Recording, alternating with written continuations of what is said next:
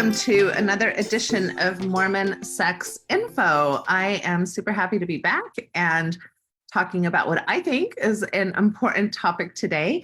Before we get started, I would just like to remind everybody that this podcast does not really exist without your support. So please remember to support us either through a donation or through sharing information or telling your friends about the podcast existing, however you can do that. So that would be great. What I would really like to do right away is introduce my guest, which is Dr. Caleb Jacobson. And I'm very excited to introduce him because we have had quite a bit of a relationship. I'm going to say it's quite a bit of a relationship in the last, you can call it whatever you want.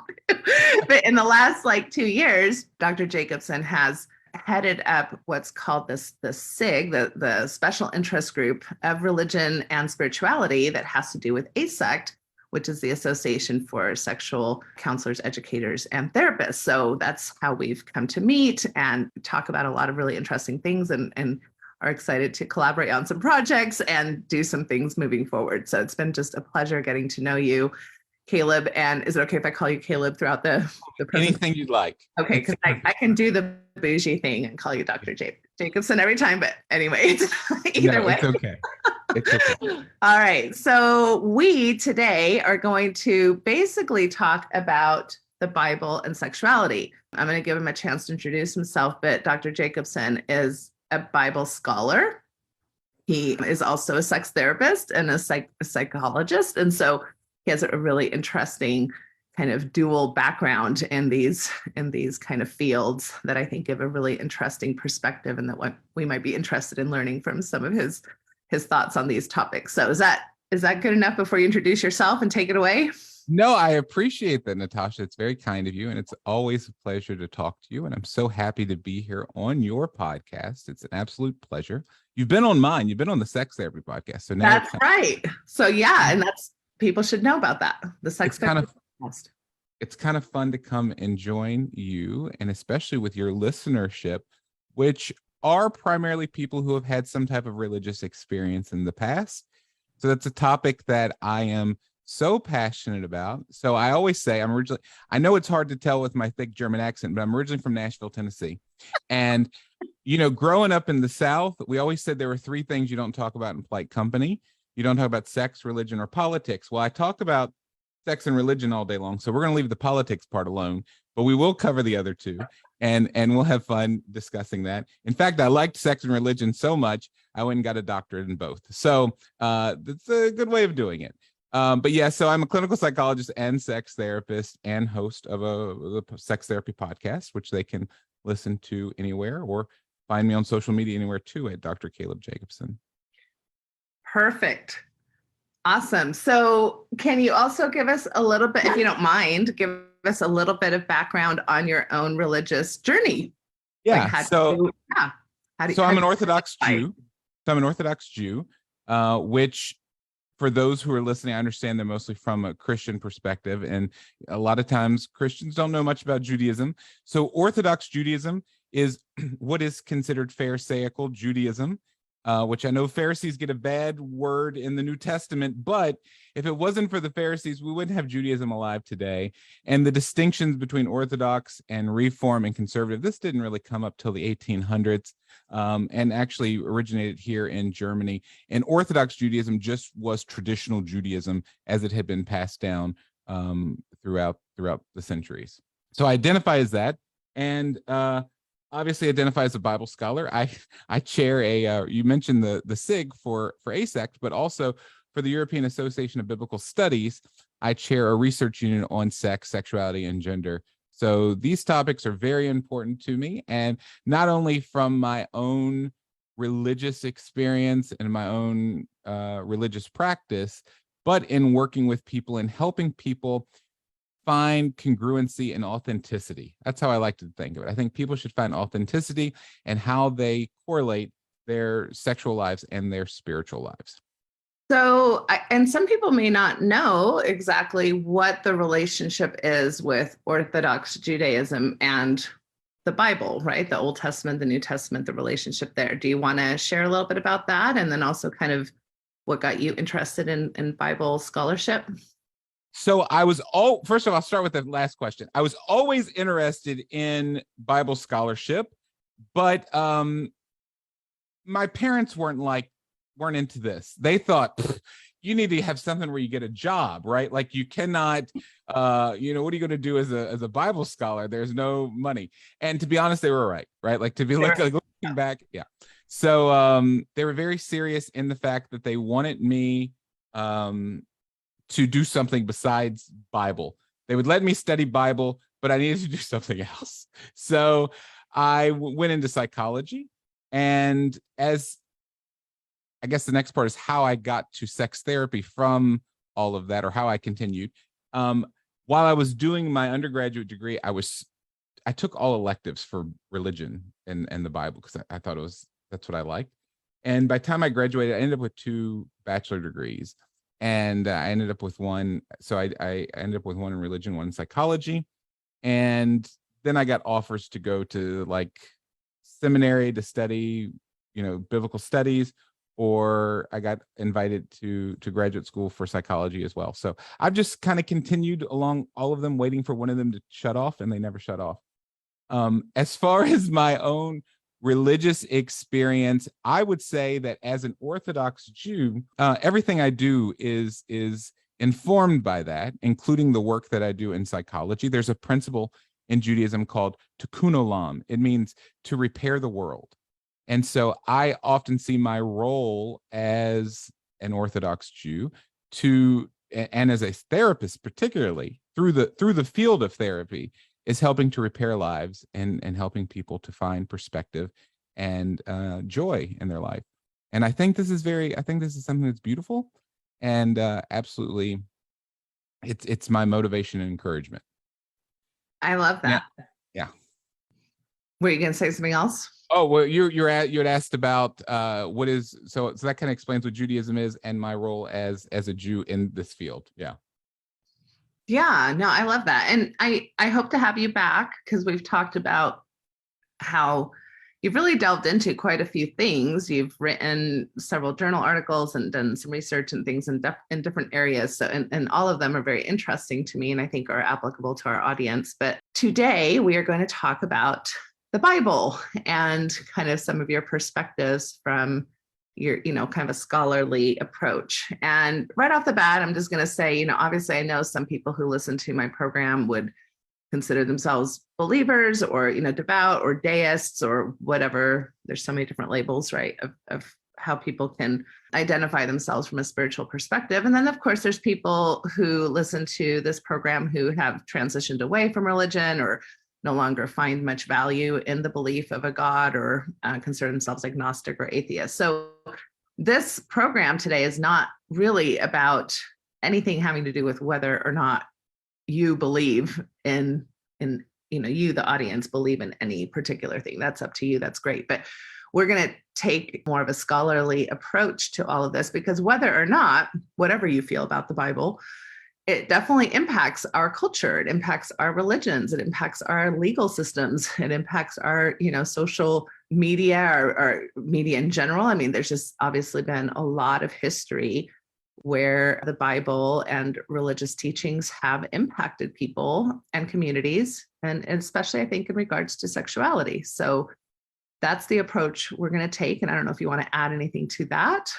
Yeah. So I would say that for me, it really doesn't matter if the listener has any religious faith at all. So my approach is not going to be theological. My approach is going to be very scientific. So, I'm in Germany, and the view of biblical studies, especially on a scholarly level, is very scientific. So my PhD is in Hebrew Bible, biblical archaeology, and psychological exegesis. So I really look at the background and culture of the biblical text when I examine it. So it doesn't really matter the way the text is interpreted today. What's more important to me is the way that the where and how the text originated and the purpose of the text. So that's kind of how we're going to look at that. We're not going to look so much theologically, what scriptures have been used to support certain thoughts. We're going to go more background and cultural context of the biblical text to understand the original intent of these scriptures. Perfect. So do we want to just get started on topics? Sure, we could do however you want to do it. Well, so, but I will also, yeah. You're very right. So like you mentioned that the Bible has been so influential, right? I often say that the Bible has been the source of some of the greatest good in the world, right? Some of the charity works that people have done, some of the greatest acts in kindness, all of this has been influenced by biblical text. At the same time, the Bible has also been the influence of some of the most horrible, tragic events in the history. I think about the Crusades. I think about how it was used during the Holocaust, right? So it really doesn't matter what we think about the Bible, or if we even think the Bible is relevant to our lives, even if we don't realize that it very much is. Yeah, no, I would completely agree with that. And it's just fascinating too to think about how many different religious communities there are that, you know, are Judeo-Christian, which have some relationship with the Bible, and which means that every single one of those is a bit of a different interpretation, right, of these very similar words, very different meanings, very different ways that people apply these things to their lives. Well, why don't we start with maybe, I mean, there's a lot of different topics, right, that I hope we'll cover today. I mean, I think a lot of times religious communities, especially conservative ones, will use the Bible as a way to have certain backing in regards to their interpretation to doctrine around things like masturbation, homosexuality, premarital sex, fertility, you know, issues, you know, reproductive rights. So, I mean, those are kind of big, heavy topics that always seem to have this kind of religion versus science tension to them. So I'd like to start with some of those, but I don't know if you want to say anything about sexuality just more in general, like an umbrella thing, or if you just want to dive into each specific topic. So I agree. I think that a lot of times people use biblical text as a way to control people, right? Now, I want to be very clear. I don't think religion itself controls people. I don't think the Bible specifically controls people. I will say that I think people use this to have control over people. And in this case, it is what I classify as spiritual abuse, right? Especially when it gets to certain levels. Again, I'm not talking about religious customs, religious beliefs. I'm not even talking about boundaries around sex. I'm talking about the way text is used as ammunition against people, not even to set guidelines on how to live, but to control people and to hurt people. So I think it's nice to make that distinction.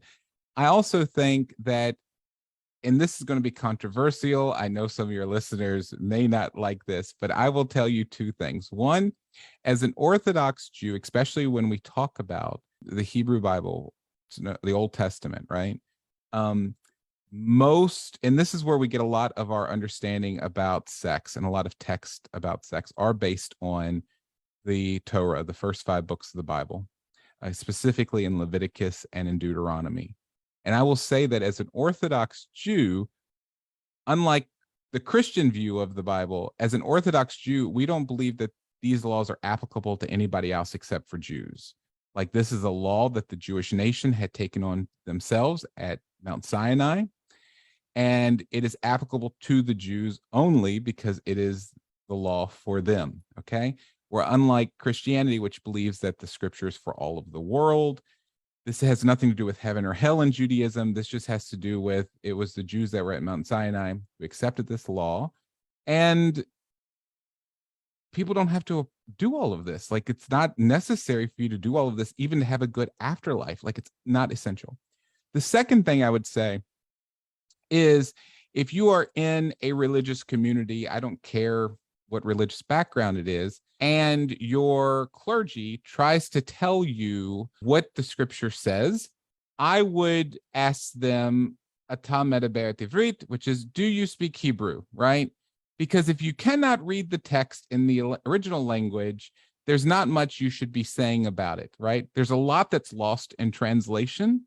An ancient rabbi once said that reading the Bible in translation is like kissing your bride through a veil. Because there's truly something you're missing. And so I would be cautious, especially because I've heard so many pastors and preachers say things like, well, in biblical times, they so-and-so, or and back in the Bible days, if you had done this, whatever, right? When they don't know anything. I'm sorry to say that, but the ones I've heard, they don't really know what they're talking about, and it's complete garbage. Yeah, so there's obviously kind of like a bit of authority that you're placing right now, right? So, which I do often as a sex therapist. We're not all therapists are not made the same. We don't all study or have expertise in the same areas, right? So when I find somebody who doesn't have a lot of expertise in an area that I have studied at length, and yet, their opinion is seen as similar, in relevance to mine, that's frustrating, right? So I'm hearing kind of a similar thing here that, you've got not only the Jewish tradition that has a lot of claim to these original writings, but also your study, your scholarly study on this subject. So I appreciate you bringing that up. I think that's important. I know in Mormonism, we don't really do professional theology study. We do have our own kind of studies and come up with our own materials, but those are very insulated to kind of the Mormon culture and community. So we don't really. I think you bring an interesting point, and I hope my intent wasn't to see it as authority. I understand that Christians accept the Hebrew Bible, and I think that's fine. That's their choice. I would say, though, that imagine taking a class on the U.S. Constitution, okay? And you were reading the U.S. Constitution in Chinese. Like, nobody would ever do this. This wouldn't make any sense to do it, right? So a text that was given in Hebrew, why it's studied in English or German, or it just doesn't make much sense sometimes, right? So the claim is more of, you're really losing a lot when you are taking a document into translation. Like any translator will tell you, you're at the victim of the translator. So you don't know what it says. The translator can make it say whatever they want it to say, really, because translation, the work of translation intersects with interpretation. So you cannot translate a text without adding your own interpretation to the text. It doesn't matter. Like you speak Spanish, so you understand, like if you were translating something from Spanish to English, you're also interpreting what it says. You're not just, you cannot do a word for word wooden translation. You have to interpret it somewhat. So I'm just cautious. I think people should be a little bit more cautious of text in translation. Agreed. Well, so why don't we start with kind of maybe the majority population in regards to heterosexual kind of run-of-the-mill, marital sex, right? So, which is what a lot of, which probably also covers reproductive sex, right? Which then also, of course, goes into masturbation. So it's maybe the beginning of where a lot of this can start. So is that an okay place? Yeah, sure. Yeah. So what would you say about run-of-the-mill heterosexual sexuality that is, covered in the Bible? So I would first start off with saying that we are created as sexual beings, right? We are created with the innate desire to have sex and to reproduce, right? I don't like to put sex in total terms of reproduction, but let's be honest, like at our very core of our existence, there is the need to repopulate in order for the survival. And I want the listeners to pay close attention to the word survival, because I'm going to touch on that a lot as we discuss some of the more taboo topics as well, okay? Survival, especially in the ancient world, and I'm going to refer to the ancient world a lot, mainly because this is when the Bible's given, right? Like we're talking over 3,000 years, 4,000 years ago. So we are talking ancient persons and a completely different civilization where things were very difficult. Like you had to have certain things in order to survive, right? We're in a very agricultural society. There were certain skills you had to have. Home structure was completely different. So I'm going to be a little controversial, and I'm going to say I often think it's funny when I hear religious clergy say things that let's go with the biblical definition of marriage between one man and one woman. Well, that's not the biblical definition of marriage. Even the patriarchs had multiple wives. So polygamy was very much an essential part of the biblical definition of marriage, and rightfully so. Like, it was necessary to survive to have multiple wives. Now, when we talk about polygamy in this case, we are all talking about one man married to multiple women, and there's reasons for that too that we can discuss. But it was important that you had multiple wives because infant survival rate was very low. You needed to have as many offspring as possible because not only did you need people to work the land, you needed people to sell produce, you needed people to do work around the house, but also, there wasn't social security back in those days, and everyone lived under the same roof, and you were taken care of by your children, right? So as you got older, you needed these children. And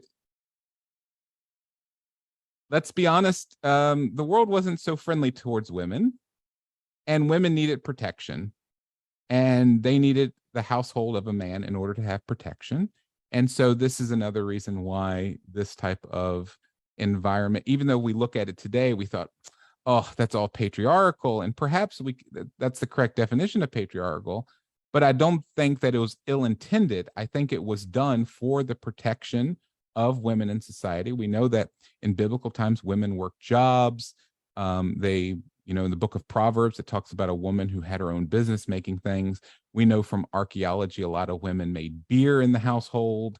So women had jobs. They were productive members of society like everyone else, but they did need that umbrella.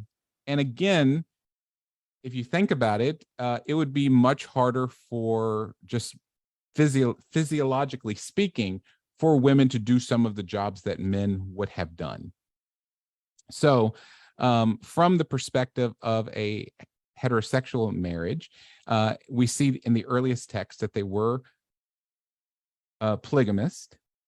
We also see from the text that sex was not simply for procreation, it was also for pleasure. So the question is, what about love? And I even wrote a section of that in my dissertation. And there are examples of, love relationships in the Bible that we could talk about as well.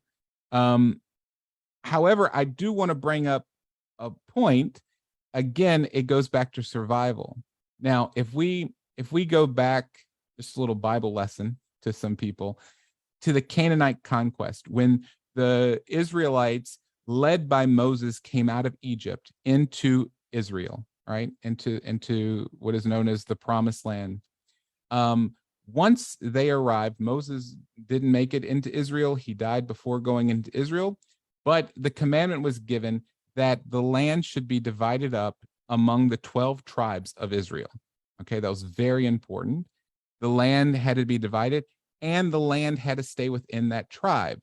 So this influenced the law that was given. So, for example, a woman could not inherit land unless her father did not have any sons. So if he had no sons, she could inherit the land, but she then had to marry someone within that same tribe.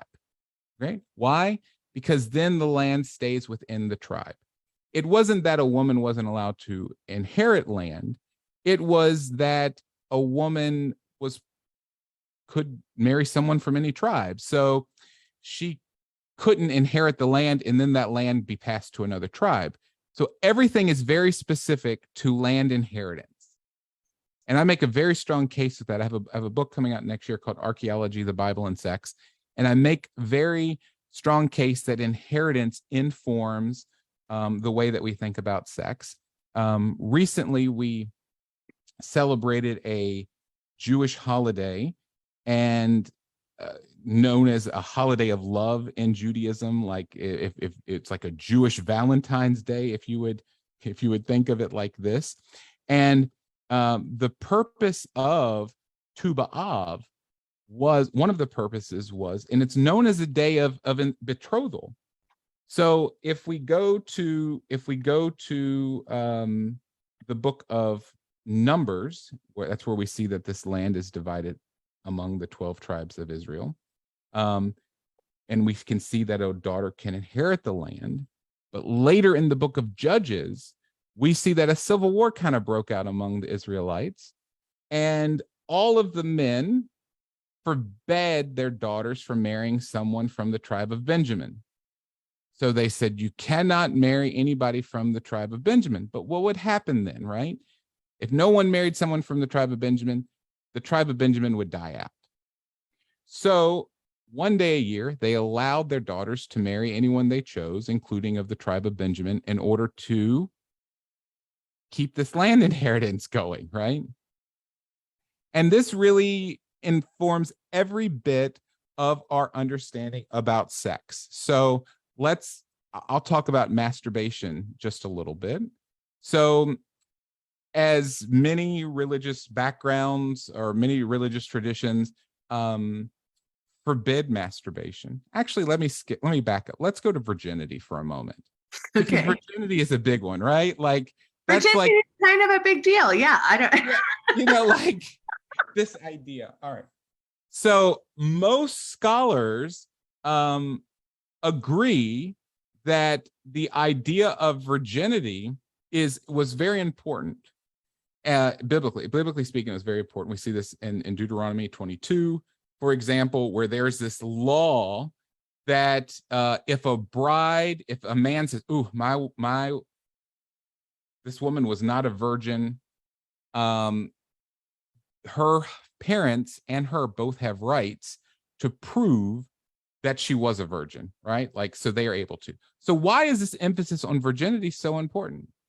Well, in the ancient world, the only way you could be for sure someone wasn't pregnant was if they were a virgin. Yeah, it's the ancient DNA test. Like the only way that you can guarantee someone wasn't a virgin is if she wasn't pregnant, was if she was a virgin. Why is that important? Again, this goes back to land inheritance, right? So if she had gotten pregnant from, let's say, someone from another tribe, and then he's raised up, he then has claim to certain land. Okay, so it really this is really a center part of this virginity argument. And I will say it's the same with masturbation. So everyone who argues about, you shouldn't masturbate, and to be fair, scripture does make a prohibition against masturbation from the perspective of Onan, right? Like, so Onan was supposed to go to his sister-in-law Tamar. He was supposed to give her a child. Now think about this. So Tamar's husband died without giving her an heir. This was problematic. No one to inherit land, no one to take care of Tamar. So these Levirate marriages were given, and the Levirate marriages still take place today in certain parts of Africa where we have these agricultural societies. Like they're very important for the survival of a community. So it was Onan's responsibility to go in to his sister-in-law and give her an heir. The heir wouldn't be his, it would be for his brother, in place of his brother. So that way, his brother's land would go to that child, right? All right. So Onan did not fulfill his obligation. He pulled out. He ejaculated on the ground, right? So this was problematic. I would say the problem was that he was not honest with Tamar and did not fulfill his obligation towards her. So she agreed to have sex with him under the guise that he would be impregnating her to give her an offspring. Mm-hmm. And he did not fulfill that commitment or that legal obligation that he had. So I would say that would be the problem with masturbation. However, in Orthodox Judaism, we do have a total prohibition against not just masturbation, Natasha, but even ejaculation outside of the vagina. So in Orthodox Judaism, men are only able to ejaculate inside of the vagina. Again, one of the reasons has to do with creating an heir, even though sex isn't just for procreation.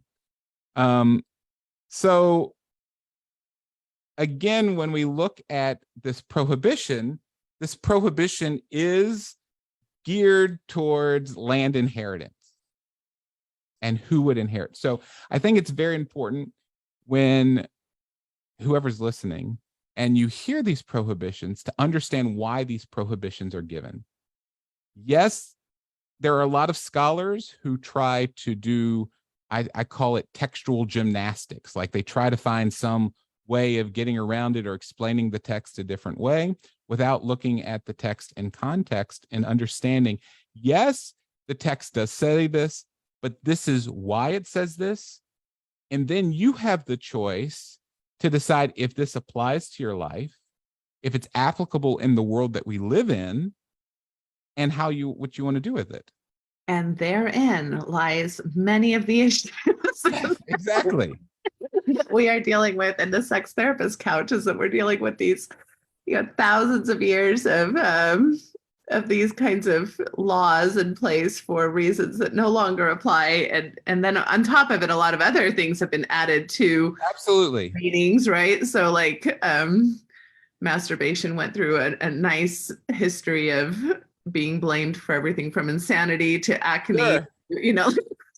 And there's still today. Look, I mean, I cannot tell you at almost every university that I lecture in or every conference that I lecture in, not even that. I'll tell you this. I'll go to a store. I went to a restaurant not too long ago, and the guy says, "Oh, you're the sex doctor." I said, "Yeah." I mean, it made me happy that someone knew who I was. And the question I always get is, I think I masturbate too much. Like I cannot tell you, it never fails. Someone's going to ask me if they're masturbating too much, always. So that stigma is still there, and it still perpetuates and continues. Yeah. No, and I was aware of the Onan story, and I've always found this very fascinating because I don't think it has to do with masturbation at all. I mean, really, when you read the text, it is about spilling your seed on it is about pulling out. It's about keeping somebody from being pregnant when they wanted to have a child, right? So exactly, it's not, I don't see that as masturbation, right? Like by yourself and kind of self-pleasure and solo kind of working out your own sexual lives and stuff. That was a very relational context of that particular event where he was chastised for that. So yeah, I do think that's very interesting. And then we on top of it put all this morality on premarital sex, like it's somehow, evil or distressing or, unworthy. But again, to your point, this was just a litmus test for DNA, procedures at the time. You didn't have all the tools we have now. So and let me make another point too, because I think you bring up something interesting. And I think people, again, I've heard clergy say things like, in biblical times, people didn't do this or whatever. Let me tell you, if there's a law written, it's because people were doing it. Okay. So I want you to understand, there was a great Torah scholar and Talmud interpreter by the name of Edon Steinsaltz. And Steinsaltz was so correct when he said that there were plenty of people who did not keep the law. Like it's very common that people, just like today, it wasn't that people in biblical times followed the guidelines so strictly and then we slowly began to not follow things more and more. No, that didn't happen. Okay. It's always so these, and I'm saying this because I know so many people who struggle with this, thinking that there is a state of perfection that they're missing, that people used to do. So if they could only return to that, they'll feel less anxiety or less guilt or less pressure. No, people were always struggling and dealing with how to live according to the law. I mean, any law, not just the biblical law. Here in Germany, when there's a light that I can't cross the street and there are no cars coming, I get so frustrated that Germans just stand there and wait. I'm walking, okay? I'm not wasting my day. I'm not going to struggle with this. I just let go, right? So people have always dealt with these issues, Natasha, and they were never perfect. Steinsaltz made this statement recognizing this, but he said there was never such a rejection of the law that they felt to replace it. Okay. So they continued with the law as it is. Saw that the law was good. Okay, this is great. And I'll also make another point to the Christian listeners who don't know this, because I've had so many Christian clients talk to me about, well, in biblical times, if I had premarital sex, they would stone me, right? Oh, okay. I said, do you know what the laws for stoning someone are? No, you do this, you get stoned. No, you have to have 3 witnesses that saw you doing it, not have heard about this. You have to. So unless you're having a big orgy party somewhere and the whole neighborhood is invited and seeing this, which they probably wouldn't admit to it because that means they were also involved with it, right? So the amount of people who are actually stoned is so minuscule, right? The mention of stoning is not for an actual stoning, but it's more for people to take notice that this is important. Like, this is important in the context we live. You need to understand this. The amount of people who are actually stoned, I mean, if a court stoned more than one person ever, they were considered a death court. Okay. So like this wasn't stuff that was it's not like this was regularly happening. And I think that's very important for people to understand.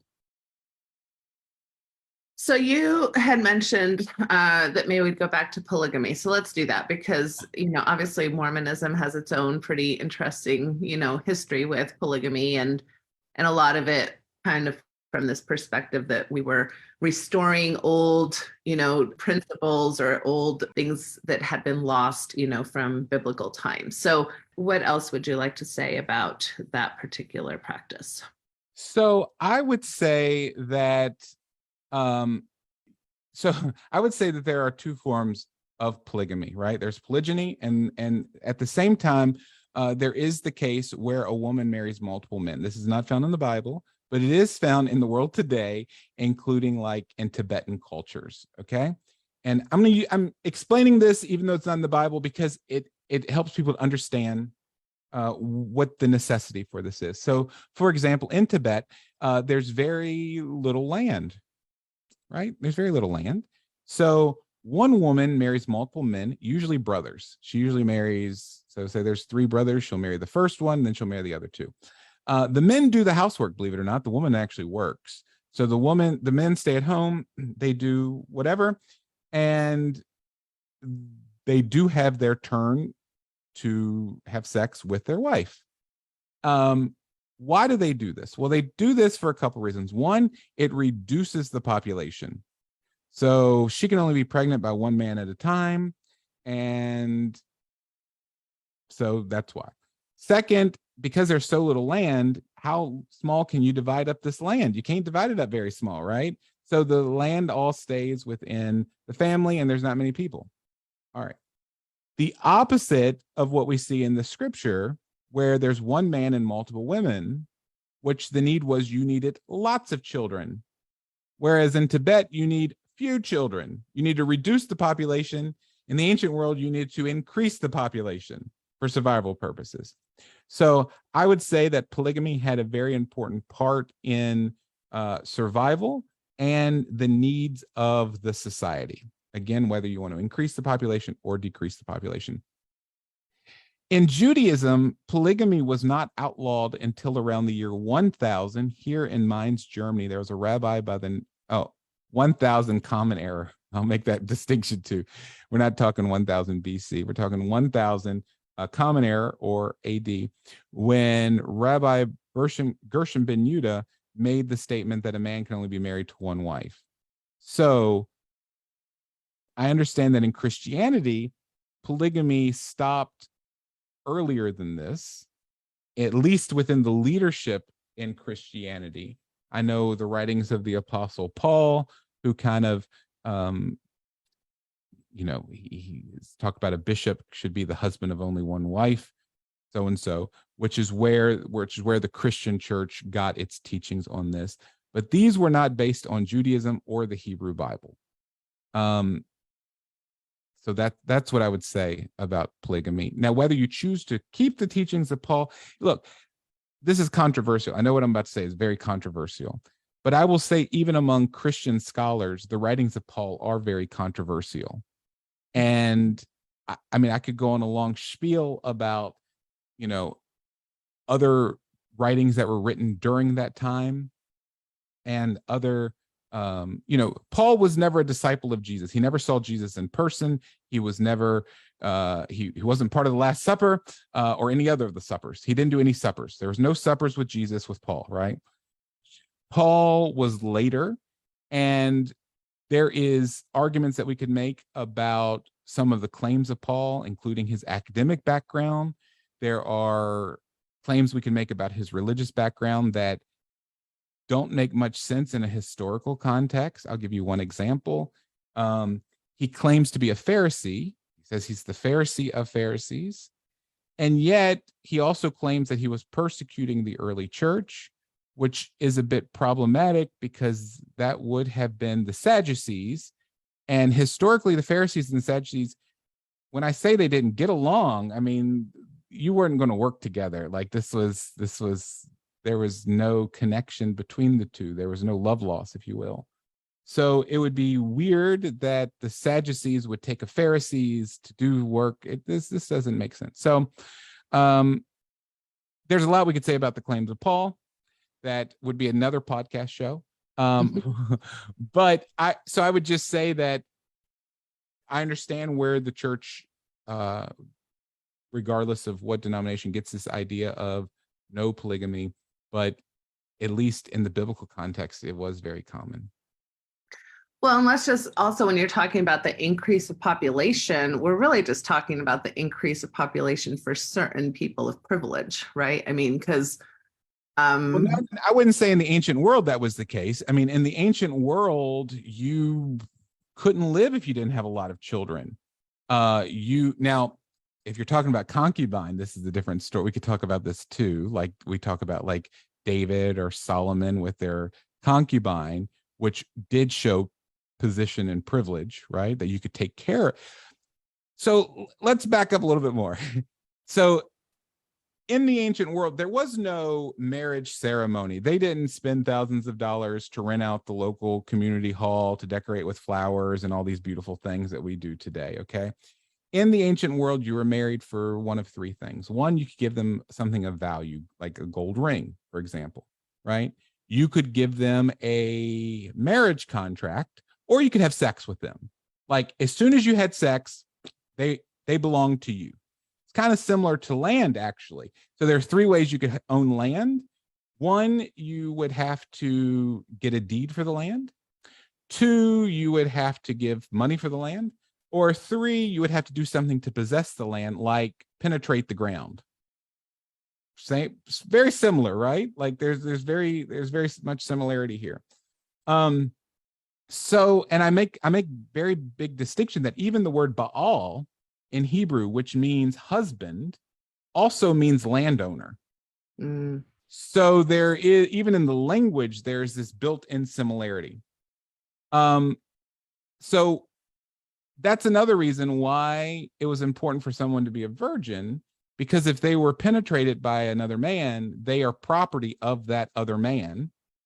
And that's why infidelity in the scriptural context is always about a married woman and not a married man, because a man could have multiple wives, so he could penetrate multiple women, but a woman was owned by whoever penetrated her.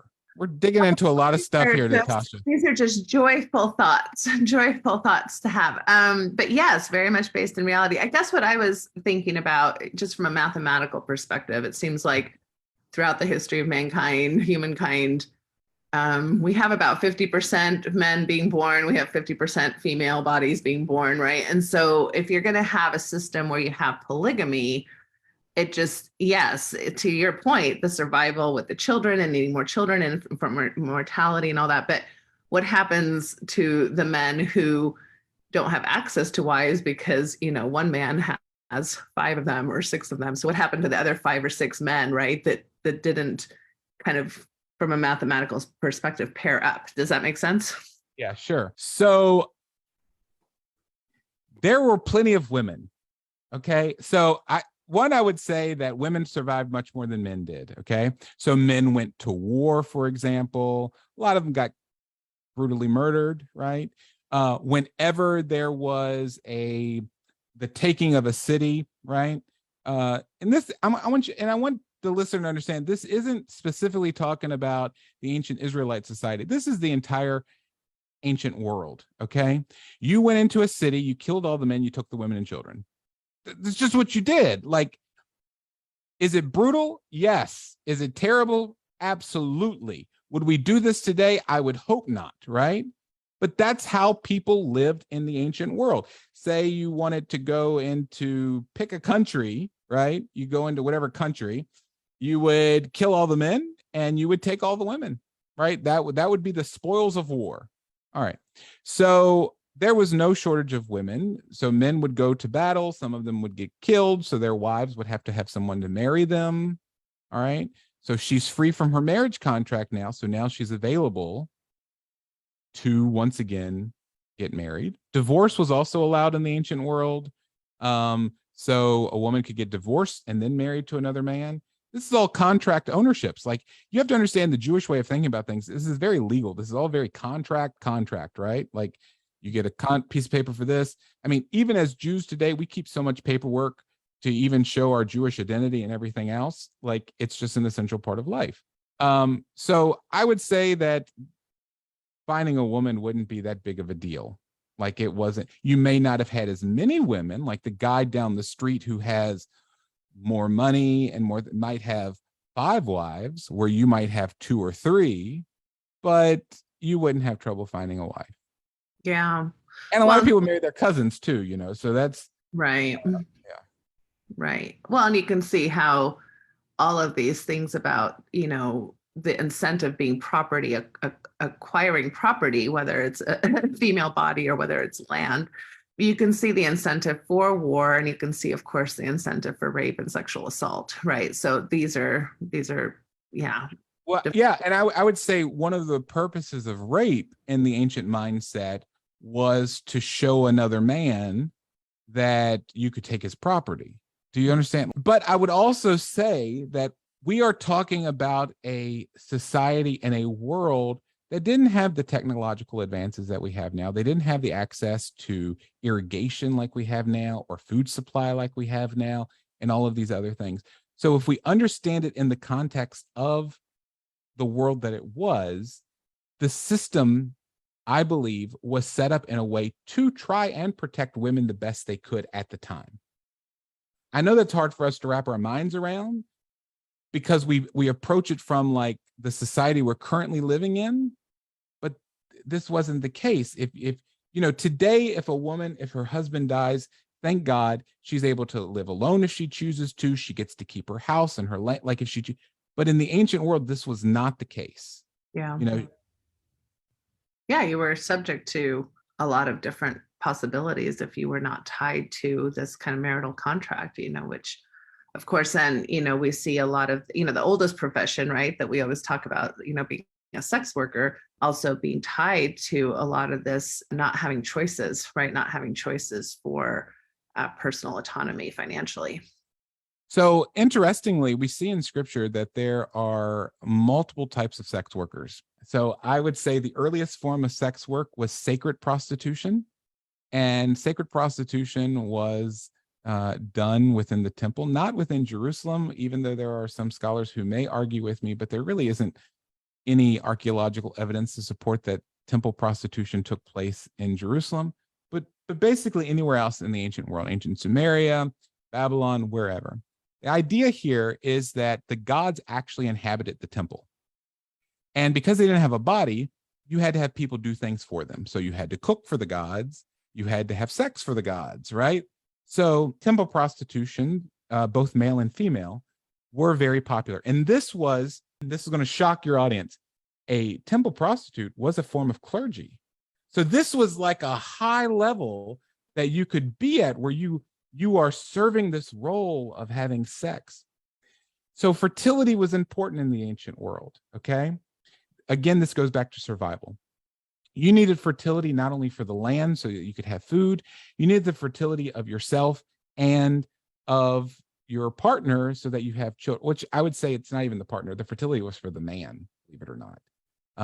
The idea of fertility in the ancient world goes back even to the Canaanite god of you would say in English, you would say Baal. Yeah. So like if you think of the story of Elijah on Mount Carmel and the prophets of Baal, where Elijah builds, he tells them, he goes, we're gonna start a fire and we're gonna call down fire, we're gonna call down rain from heaven, right? Like that's, and he challenged these prophets of Baal to call down water from heaven, because Baal was a god of thunder.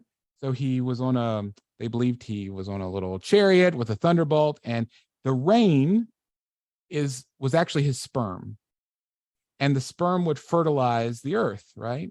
So when Elijah challenged them, this should have been no problem, right? Baal's the god of thunder and rain, like this shouldn't have been an issue. So it was this idea in the ancient world that all of fertility was in the sperm. Life was in the sperm. The ovaries weren't even discovered until the 18th century. No one had any idea a woman's part of procreation. They just thought, here's a petri dish to hold this life that we're going to give you. Hold the life. That's why it never says a woman is infertile. It says she's barren, means she cannot hold life, right? Like the land is barren. If the land is barren, it means you cannot sustain life on it, right? But the life's already there. You just cannot sustain it. So a woman, she could be barren. She could not sustain life. All of the fertility came from a man. So the life is in the sperm. In fact, I have in my possession medical books from the 1600s, which shows the sperm, and it shows a little baby growing in the middle of the sperm, right? Like a little tadpole. You know, that was kind of the idea. Yeah. So I don't know how I got into fertility.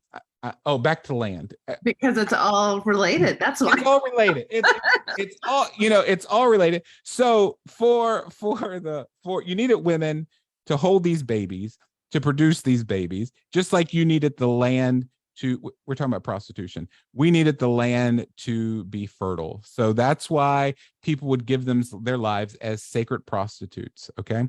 You also had common prostitution. And a lot of times common prostitution, the women were married. Like their husbands maybe not knew what they did, but women did a little extra work on the side to make a little money for the family.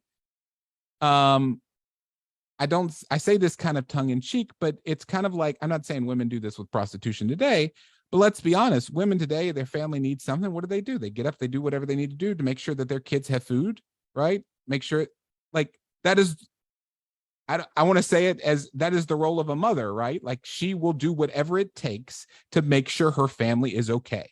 And we see that in the ancient world. I do think it's important to note, different to the way that, especially within Christianity, views topics such as prostitution or sex work, is that according to Davidic law, while it is true that sex workers were probably kind of looked down upon, according to the law, they had the same rights. And we see that they had the same access to David's court as any other citizen. So they were not discriminated against in the law. People may have thought poorly of them, but they still had the same rights and protections. And I think that's very important in a Judeo-Christian society, especially like the US, who has such prohibitions against sex work, right? I'm not saying you should or shouldn't have sex work, but I'm saying you cannot use the scriptures to back up not having sex work when sex workers had access and legal protection in the Bible. Yeah, that is fascinating for sure.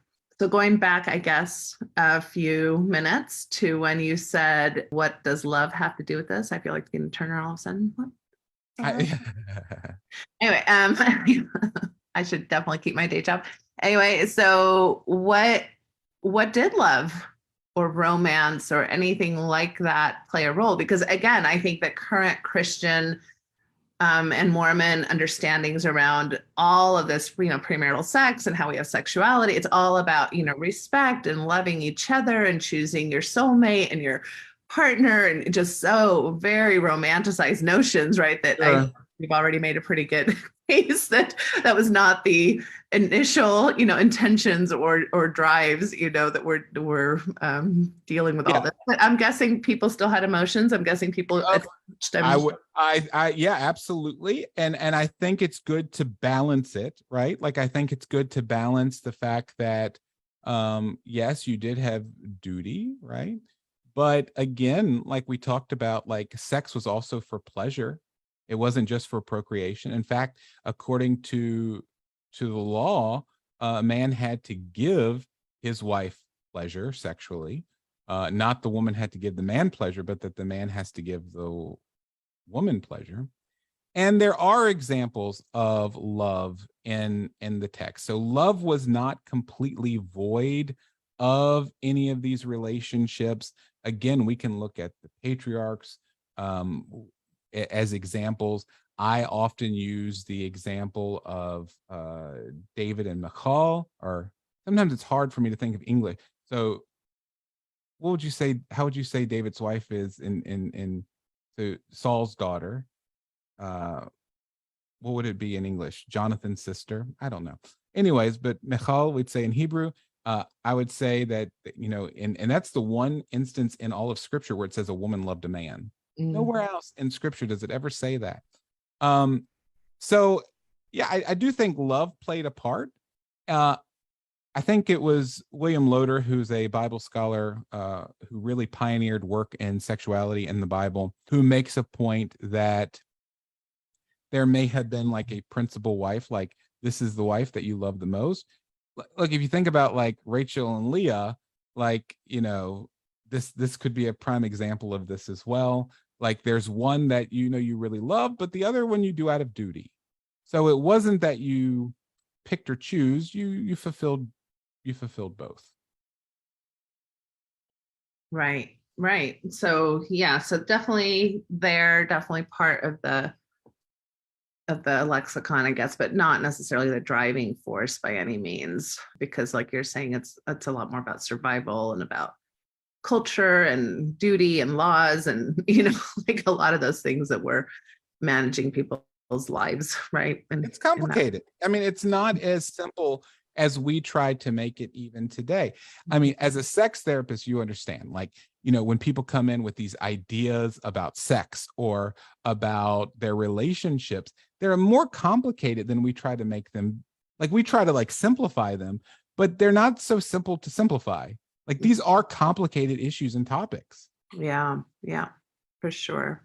Well, let's delve then into homosexuality and maybe even gender identity. These are, I think, we can see somewhat how this would also go with reproduction and land inheritance type issues. But why don't you start with those topics? So you're right. I want to preface this by saying there's been a lot of work over the years. One popular scholar who's located in Paris is by the name of Thomas Römer, who really tries to propagate examples where the Bible supportedly supports homosexual relations. I want to say this, that the Bible does prohibit, the Bible does not prohibit homosexuality. The Bible does prohibit male on male penetration. And if you take Leviticus 18:22, for example, it says not to have sexual intercourse with a man as with a woman. All right. The prohibition is not against homosexuality. It is against intercourse. I want to make that distinction. There are scholars like Thomas Römer and things who try to say that, he'll say like David and Jonathan. Supposed to be doing a debate against him, saying David and Jonathan had a sexual relation. There's no evidence to support this, and I go into detail in my upcoming book on this. But even Josephus didn't make any allusion to this at all. There's no other allusion. This is very much an imagination. My friend Bill Loder often says that much of the work in sex research when it comes to the Bible comes to proving or not proving homosexuality, like saying it's allowed or it's not allowed. The simple now Bill says, we don't take what ancient people said concerning the earth being flat as accurate today. So why would you take this? I would say to Bill and anyone else, I would say that the prohibition is against not homosexuality, but against intercourse, as the scripture specifically says. It's even backed up in the Talmud, where this was a problem. There's no prohibition against women. So if we're talking about homosexuality, it would have been against women too, right? Even the great Jewish philosopher Maimonides said that there's no prohibition in the Talmud or in the Bible against women having interactions with each other. It was only two men. So when the Talmud talks about gay marriage, it says that they don't allow gay marriage. You could never allow for this because man cannot own another man. Nothing to do with love. So do you understand what I'm saying? Nothing to do with love or attraction or interaction. It has everything to do with ownership and penetration. And again, a lot of this goes to land inheritance. That is the point. So, every ancient document that you would say that's based on the biblical text really points to this very clearly, that this is the case. The only problem is anal intercourse. And we see the reason why that's a problem. And we don't see anything about anal intercourse between a male body and a female body, correct? It's just not really even addressed. Well, so actually, I don't think the issue of whether it's the anus or the vagina really matters. However, I will say that in the ancient world, anal and oral sex throughout the ancient Mesopotamia was used as a form of birth control.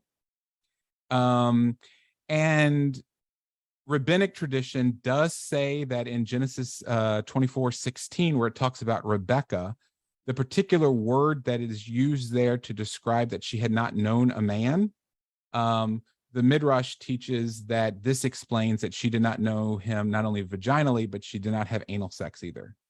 So what that tells me is that it was very popular in the ancient world for a woman to have anal sex to remain a virgin, which is funny because I cannot tell you the number of Christians that I've worked with from fundamentalist backgrounds who have anal sex so that they remain a virgin. I have seen that as well. Mm-hmm. Very much so. This is not a new thing. This is and oral sex too. Oldest time, right? Yeah. Mm-hmm. Right. But then to not count that as sex, right? That somehow that's not real sex. Somehow intercourse is the only real sex, which is again back to this fertility, issue that is why we're so intercourse centric, right? In so many of these spaces. So when it comes to, I also thought there was something in the homosexual argument that in the text, if I remember correctly, isn't there a prohibition on the age? Isn't there an issue with the person in the text being chastised that he is laying with a young boy or something along those lines? Am I? No, I don't know. I don't know any prohibitions has to do with age, but this is what I will say outside of the biblical text. In the ancient world, it was very, very common for, so I would say biblically, the issue is penetration. It's clearly what the text says in both Leviticus 18:22 and Leviticus 20:13.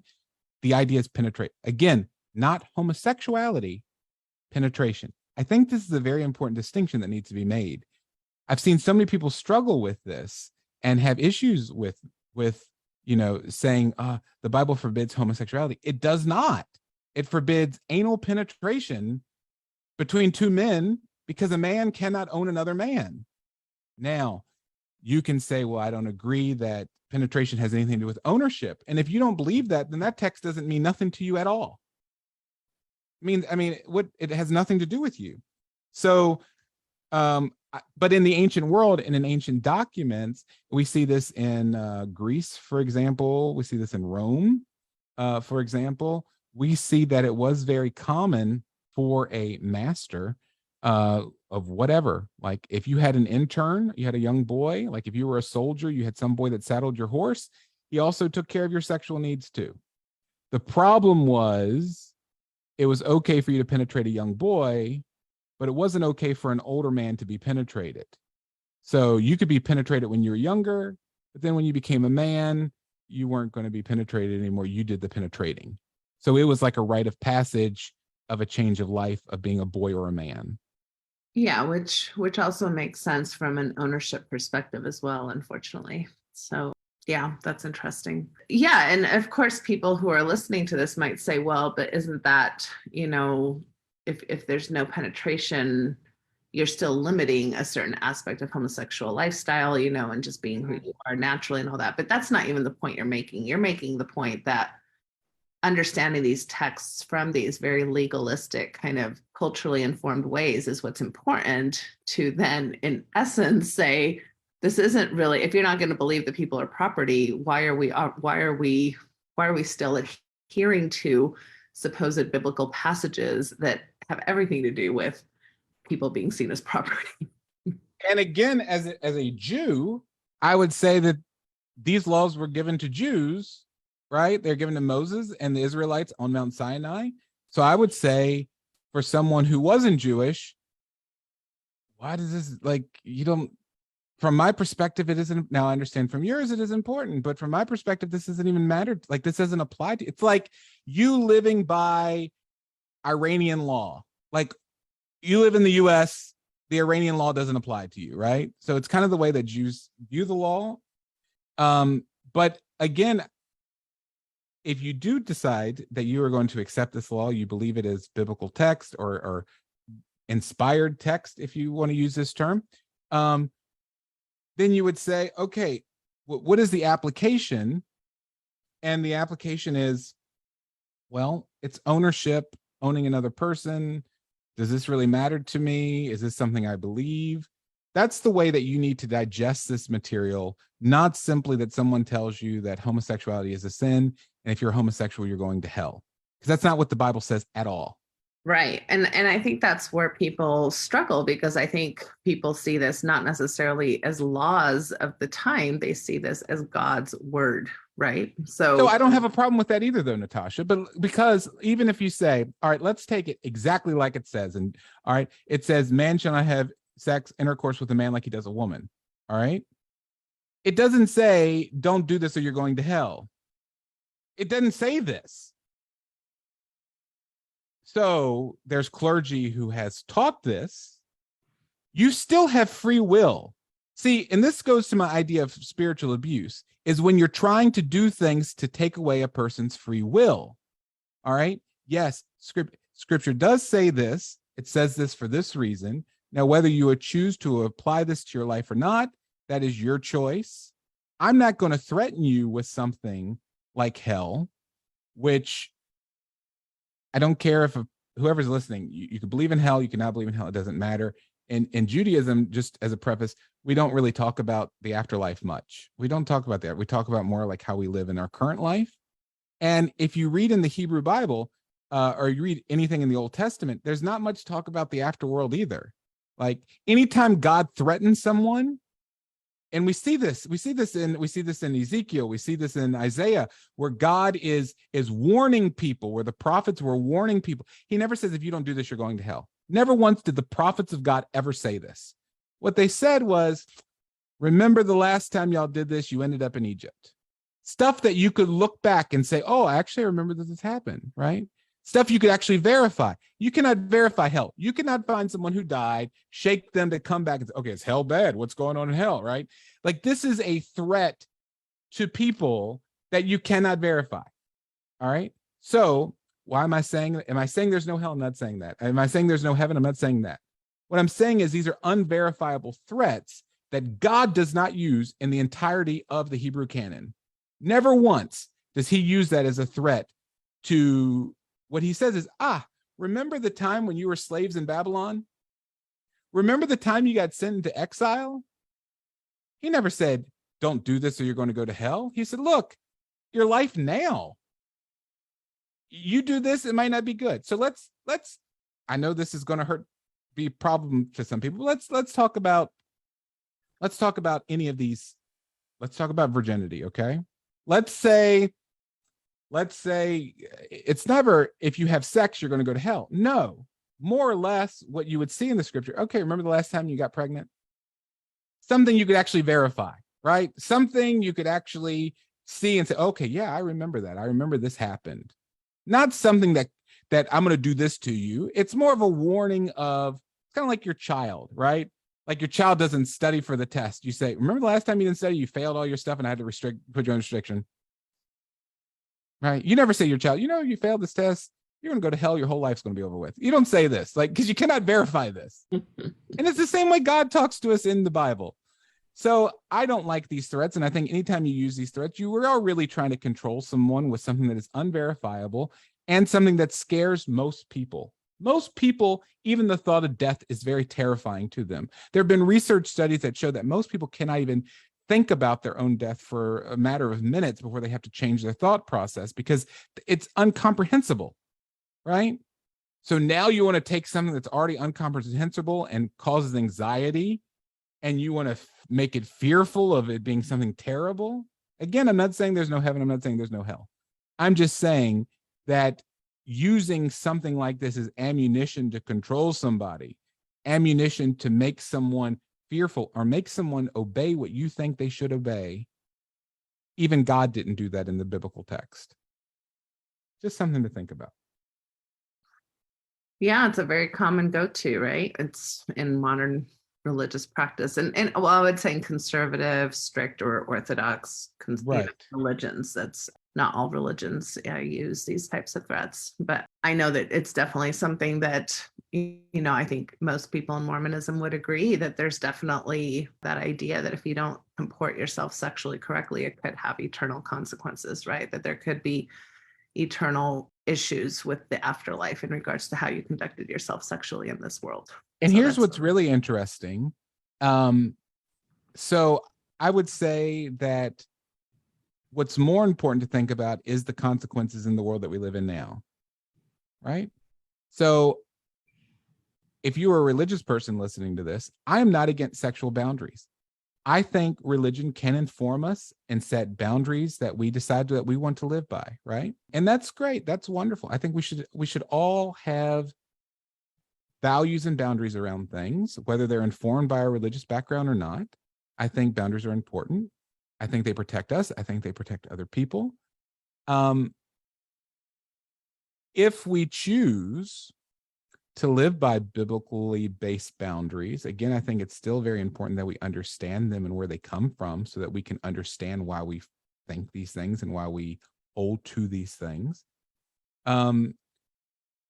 What troubles me is sometimes in sex therapy, we try to move away from any consequences that our sexual behavior has in the world that we currently live in, right? And in religious circles, they kind of do the same thing because they say, oh, there's consequences, positive and negative. Consequences to, sex is only after you die, right? Like you said, in Mormonism, they're very worried that there's consequences of your sexual behavior. So we all know, as therapists, we've all worked with people where there's been issues of infidelity, right? So you've had sex with someone else and your partner is very hurt, right? Like now your relationship is uncertain. You might have children or whatever, right? This is a consequence to your sexual behavior that happens to be negative, right? But these are actual consequences and they actually affect real people, ourselves included, in the world that we're living in. And sometimes the damage is unrepairable and really affects people's lives. So when I work with clients, religious or not, I try to focus more on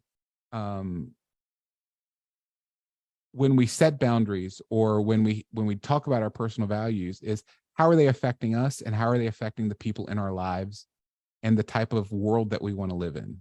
And this is where I find a lot of these biblical prohibitions so unhelpful, because although I work with a lot of people that can tell me, oh yeah, I can check off the prohibitions, right? I'm not masturbating. I am not having infidelity. I am not, I don't know, I'm not a homosexual, right? So here I am. I'm this person in this heterosexual marriage, and I don't masturbate and I don't look at porn.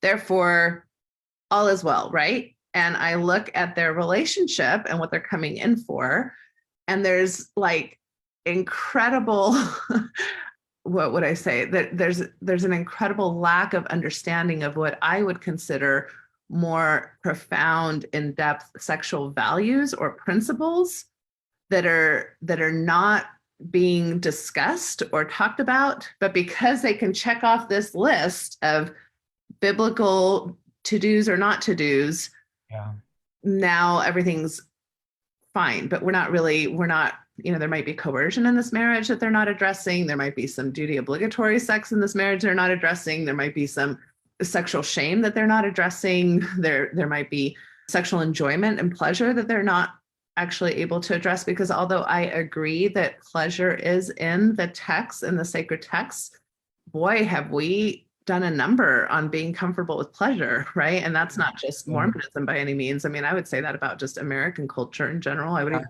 that a little bit about German culture in general. I mean, so the idea, I wrote about this in my book on Abrahamic faith, perspective, and gender identity and sexuality.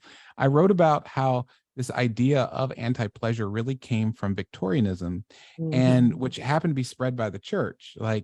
So it's a contrary to American idea that church and state are really joined in.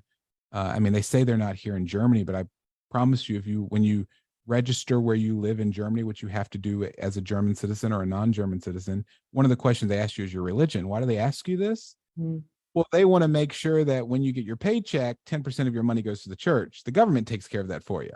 Like, how much closer to church and state can you get than this, right? All right. So the church really spread these ideas of Victorianism through missionary efforts. And I talk about this in the book, whether that's good or bad. The church saw something they could adopt. Okay, this gives us a more strict understanding. We can kind of like control sexual behavior. We can align this with biblical principles and have a more stringent belief system. Yeah, you're absolutely right. Like, it's very common. I mean, I would say my one thing I would say about Judaism is the pleasure aspect is written about very, like, men are even told how often they have to give their wife sexual pleasure. So, like, I would say it's very pungent. Like, you unfortunately don't have that in Christianity. And a lot of times when working with Christian couples, there's this idea that it's the woman's responsibility to please her husband sexually. I'm sure you have run across that as well. Yes. And I don't know, I'm not 100% sure where that comes from, except maybe I would say some of the writings of Paul, where it talks about the woman's subordination to the husband and her duty is towards her husband. Other than that, I'm not really sure. But I would say that some of these ideas are very troubling. I mean, I could go, you didn't ask me, I mean, I could tell you some of the things that I think are very troubling in the New Testament, which are contrary to what's written in the Old Testament, that really, I mean, I know in Christian theology, they often look at the Old Testament like, oh, things were very bad. Things are more lenient, more grace in the New Testament. But I would tell you it's the opposite. I would say even things like adultery, Jesus says, even if you look at a woman, it's adultery, right? Like, if I look at a woman, it's adultery now. Like, I can't even look like this. Now we're talking about, if we want to think of a sex therapy, we're talking about fantasy. We're talking about just natural inclination to look by. I mean, somebody walks by you, oh, wow. You know what I mean? Like, I would say the writings of Paul said, I would that you would be single like I. But if you must, in case you're going to burn in hell, which he does kind of say, right? Unless you burn, you can get married. So even like as a Jew, that's crazy, because the first commandment God ever gave was to be fruitful and multiply. Like that was like the first thing was to get married, have children. Like, not that we would burn in hell if we only did this because we're at the very. That's why I say these writings are very informed by Greek Stoicism more than it is Hebrew tradition. Yeah, I mean, that's where we get the Catholicism, celibacy, and exactly. And really the doctrine there being that sex is a necessary evil, right? To keep families going and things. But if you're really going to be at the top of the, spiritual, ladder, you really wouldn't have sex. So, which is interesting because I've talked to several Catholics who would say, "Oh no, that's not our doctrine." And I'm like, "Oh, I think it kind of is." Yeah.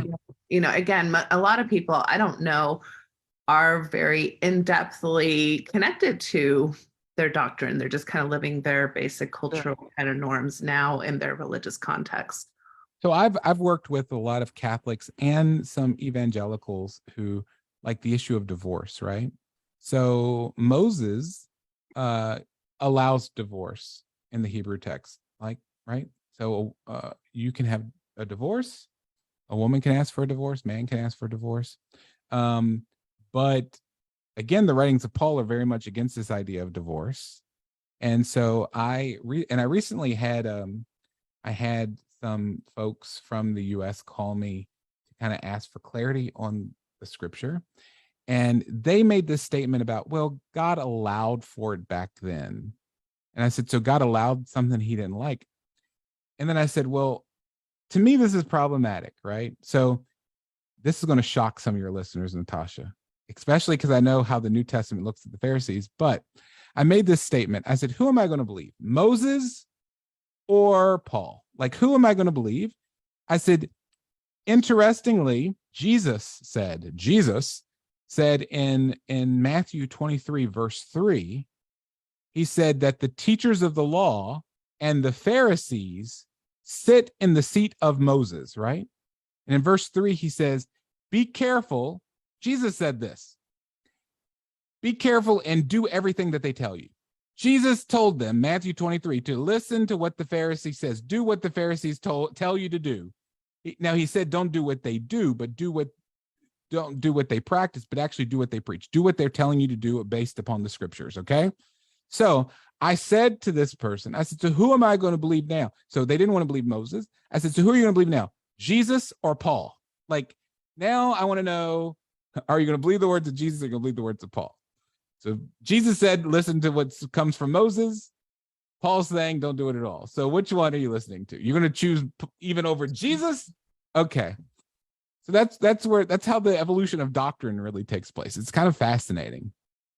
Yeah, no, for sure. It is. Do we want to delve into, before I run out of time, I know I'm taking a lot of your time, but do we want to dive into, I mean, you talked about infertility, you talked about reproductive kind of aspects of sexuality. Do we want to dive into abortion?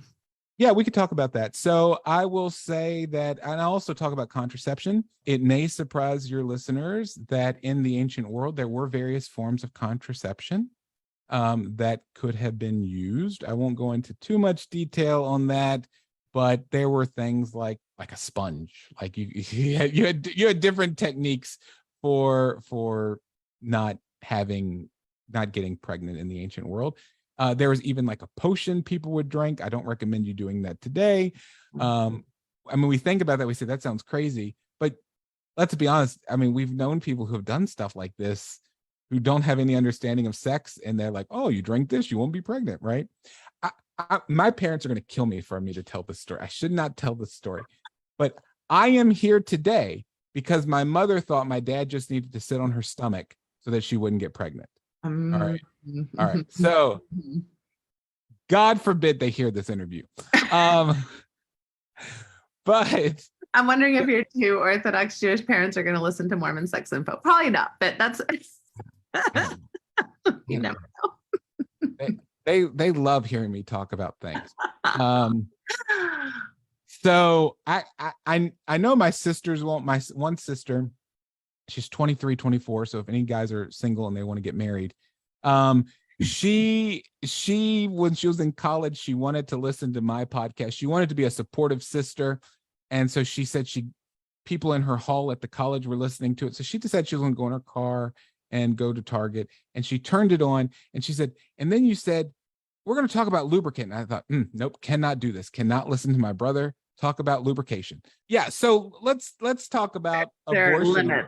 There are limits. No matter how much you want to be supporting, there are limits. So in the ancient world, there were several different types of birth control, including spilling the seed, drinking they call it a cup of roots. I don't know what roots it was, but and then there was this milk. This milk was this like a tampon. Actually, there's a scholar by the last name of Feldman, and he said actually milk should be translated as tampon. It would just soak up the semen and then you pull it out. So then there was, of course, the issue of abortion, right? Doing something to limit children in the family. And there are tons of text on this.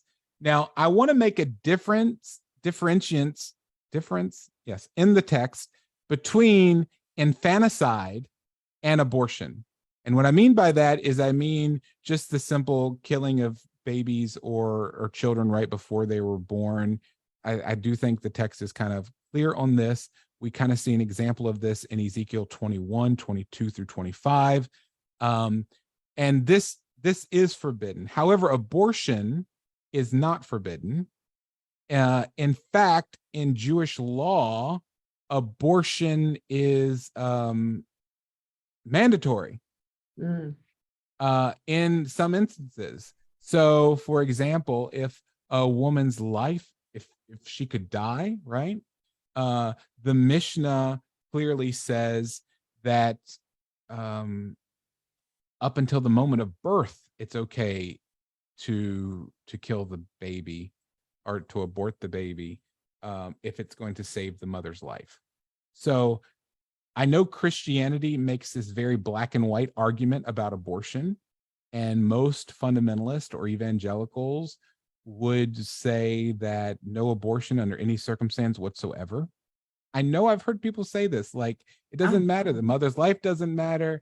No situations matter. I mean, you just have to take this, right? The Bible and Jewish law does not teach this at all. Like while it does, again, it does have boundaries around when this is allowed. It's not a heaven or hell issue. Again, like, let me make this point. And there are instances where it is absolutely mandatory that you do it.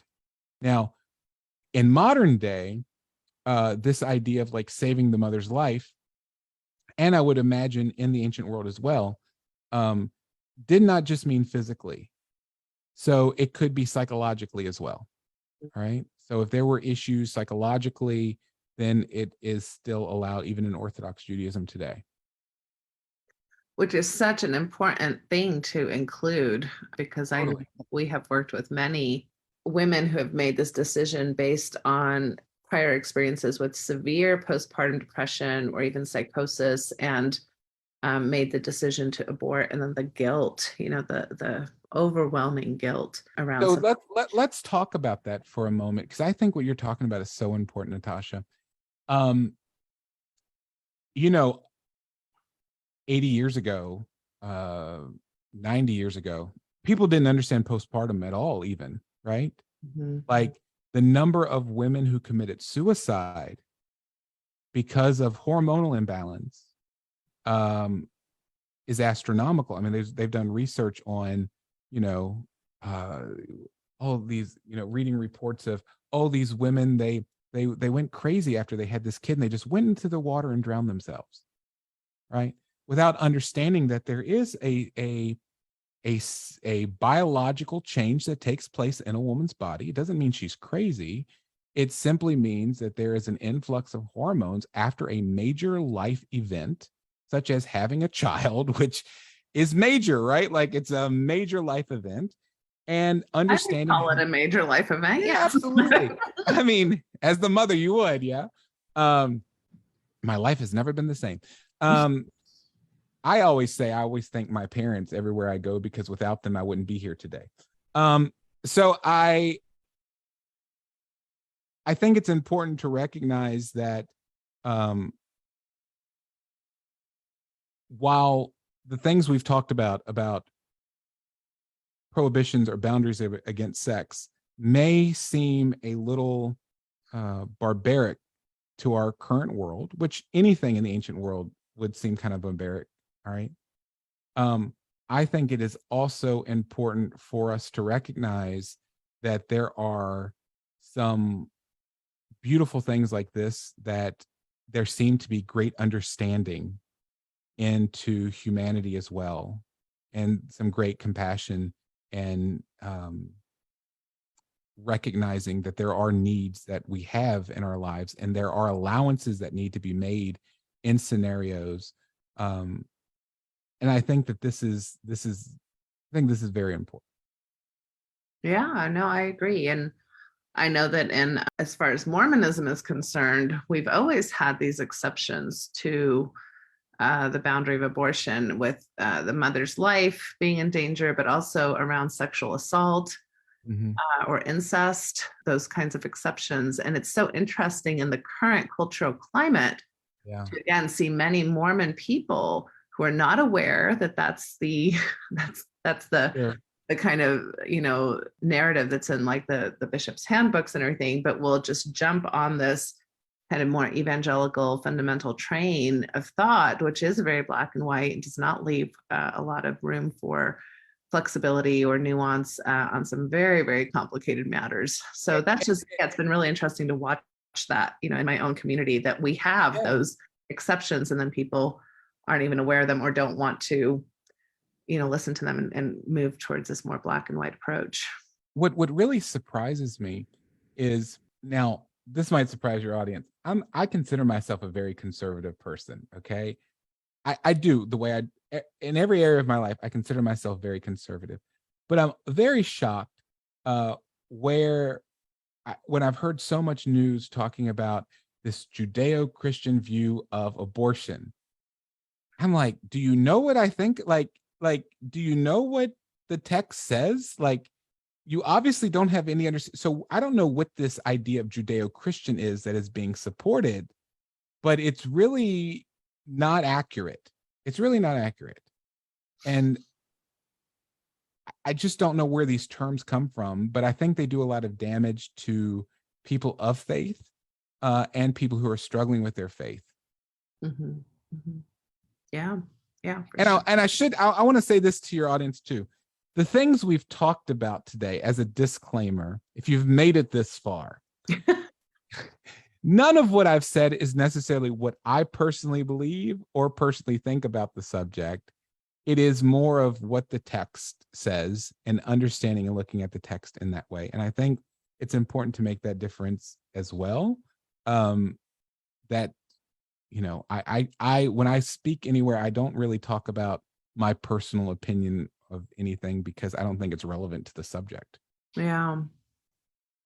No, and I appreciate you saying that, because we have talked about some pretty triggering, ideas and concepts and how people behave. And I know sometimes people are not necessarily in the mood to excuse, things just because of things being in a different time frame or things like that. And I think that's perfectly understandable. I do think we need to have our current ethics and morality and standards, apply to all of these things. But I also think it's very useful to have historical context, especially when we're using things from history and what can be really damaging or harming or not very helpful, or even things that are available that could be helpful. We're not using those things, right? So it's kind of like this weird dichotomy. But last topic before is there anything you want to say about gender identity? I know that's a big topic as well currently, in our country, and coming from a lot of different religious sources, right? A lot of the pushback on transgender rights and transgender, accessibility to even basic things like restrooms. And, there's just so many different things happening on this front with parents being worried about whether or not they're going to be called into child protective services, like in the state of Texas. That was a worry there for a minute. It may still be, but that's been held off, for at least for now. But just really horrible things. So anything at all on that topic? Or I don't think there's much in the Bible around gender. I mean, we do talk about women and men a lot, and it's very binary text, but yeah. So I would say that there isn't much in the text surrounding that. I have heard people try to use Deuteronomy 6:4, talking about a woman should not put on a man's clothes, neither shall a man, talking about a distinction in gender. I come from a place where I really I'm a bit concerned of the direction the conversation around gender identity is going from both perspectives. I know there's a big push to try to remove gender dysphoria from the DSM, which troubles me a little bit as a psychologist. I'm just going to tell you, it really bothers me. I wrote my dissertation in psychology on the very topic of having more support for the trans community, and there's a need for greater mental health support and helping them, not only pre-transition but after transitioning, adjusting to an entirely new change, especially those who do decide to get any type of gender affirming surgery. Kind of a shock. Like, it's kind of there needs to be support for these individuals in understanding their bodies then. Like this, especially people who maybe are in their 30s or 40s and lived a large portion of their life as one gender and have now had their reassignment. So I'm a very big advocate for more mental health in the trans community. I think it's very, very much needed to have that type of support. I will say from a religious perspective, one of the things that has bothered me in Christianity, I'm not picking on Christianity, please understand. That has not been my intent today, is to pick on Christianity. But the way that the church often approaches some of these subjects is very troubling for me. I'll give you an example. Even in Orthodox Judaism, where there is very, very strict guidelines on the way we dress and everything else, I know of people who have made conversions to Judaism who were trans or intersex. And while they did have to go through biblical law about how they did it, and they went through like the topic of like menstruation, which is a complicated subject we won't go into today, the way that the church has dealt with this is not to recognize that there are people who are homosexual or who have gender dysphoria or any of these issues. It's just been to like, oh, we don't want to do with them. That, like, the idea of these people is so repulsive to people in the church. Do you understand what I'm saying? To me, this is like unimaginable. All right. While I don't necessarily even agree with the way Judaism has always handled some of these subjects, there has been recognition that there are people who have same-sex attraction, who are living gay life, or who have a different gender identity than they were assigned at birth. And there's been discussion of, okay, so how are they involved in the Jewish community? Like, how do we go from here? Like, there's been discussion. The church has not had any of these discussions. The church hasn't had any discussion. Okay, so we have this young person, and what confuses me is the way Christian doctrine is designed, right? Like, the Christians believe that everyone is born a sinner. Like, that is from the writings of Paul, right? Like, we're all sinners. All right. So if we believe that every sin, if as a Christian, you believe that every sin came from the fall of man, including sickness, right? So like they would say sickness, disease, all came from the fall. So if you're a Christian and you hold on to this worldview, you would never say anything to a baby that was born with a tumor as being sinful and going to hell. This would never cross your mind, ever. But yet we do this, or they do this with young people who have a different orientation or identity than what they assume. Like, I don't understand where the compassion is towards these individuals and where the love towards these individuals is, since that's what the church always promotes and says that they're doing. We love the sinner, hate the sin, but yet when it comes to sexual orientation or gender identity, you don't even want them to come close to you. Do you understand what this is troubling? Yeah, I amen. I mean, this has been a horrible thing to watch. How many discussions, for example, I can go back and count just from like our general conference, right? Which in Mormonism happens twice a year.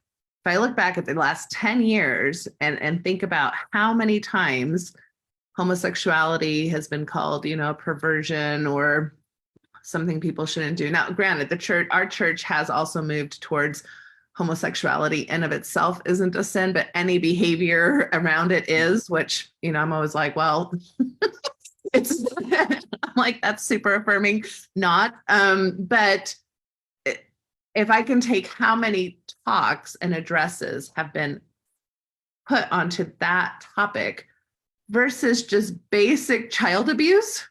Yeah. Basic criminal activity, right, that people might be engaged in, versus sexual assault cover-up, you know, that's, you know, I think rife in almost every Natasha, church. let's go even more basic, right? So I would say that most all religions have would say lying is a sin, right? Oh.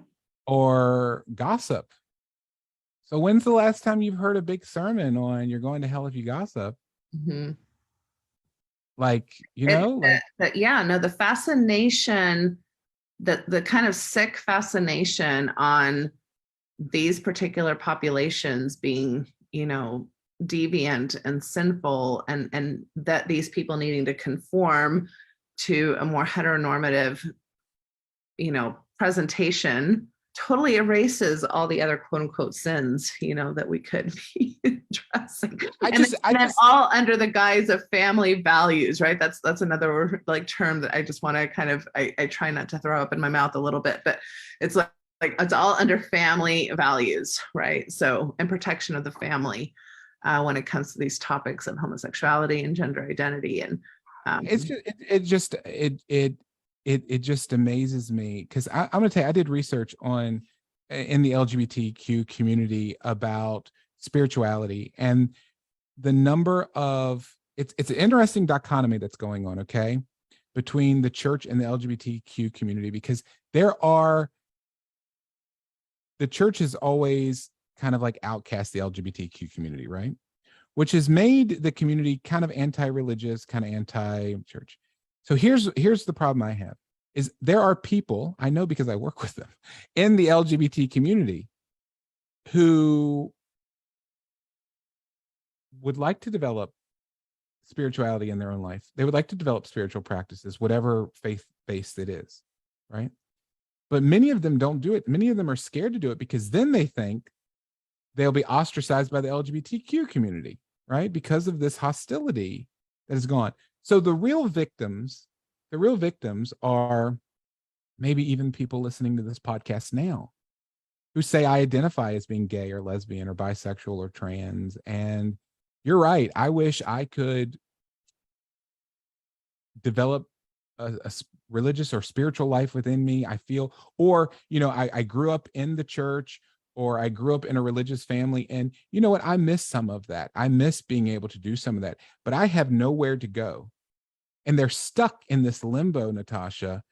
And this is, I think, so sad of not being able to really explore a holistic approach to their life and have an authentic experience. And I just, you know, my prayer for everyone is that they could somehow find a community where they can be accepted for who they are and accepted and loved, right? Like, I think that's very important.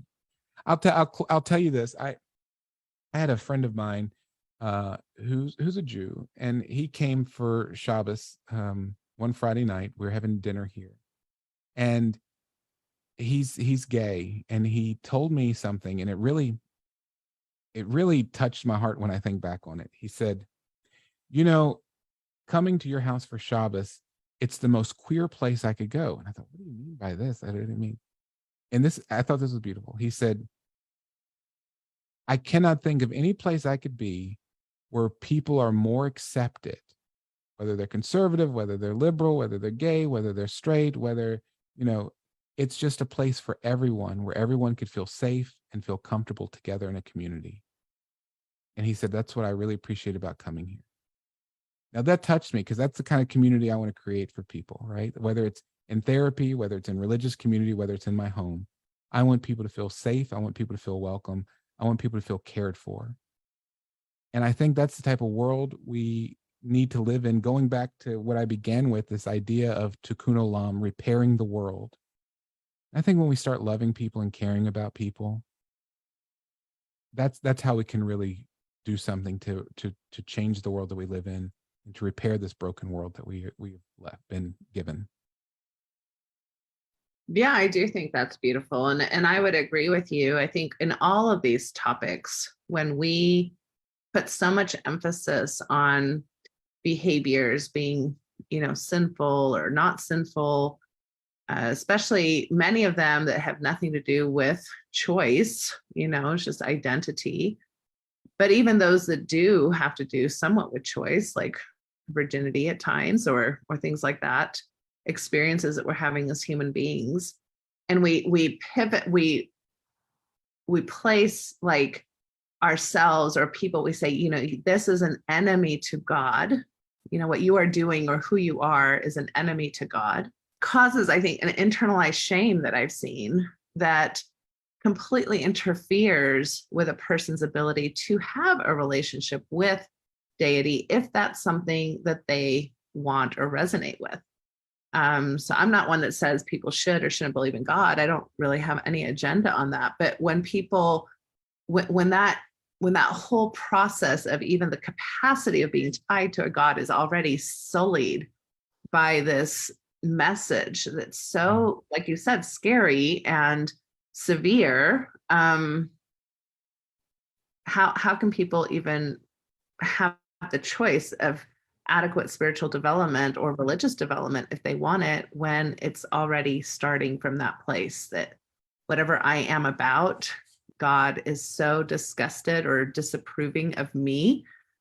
Who would want a relationship with that kind of power that feels abusive, that feels, like you said, spiritually abusive, or like I need to boundary myself from that? And I do think that we are seeing that reaction from the world at large, moving away from organized religion, especially some of these more conservative ideas, because people are kind of fed up. They're kind of like, I'm not going to have that relationship anymore where I am this broken, disgusting thing. And I don't want to go to a place that tells me that. And that's not uplifting, and that's not edifying, and that's not spiritual. Yeah. And so I think this is why it's important to have these kinds of discussions of context, and I think for some people that's probably the healthiest thing they can do is step away from kind of organized spirituality, right? But there's a lot of people, like you're saying, that want to stay involved or that care deeply about their faith communities, or still have deep testimony, right, of certain aspects of their religious upbringings, and that can be really difficult. So I think you kind of nailed the nail on the head. You nailed the nail on the head when you talked about the issue of being community. So I personally, I very much believe in God and have a very strong opinion about that. And most of the clients that I work with who are religious are still practicing their faith or trying to practice their faith.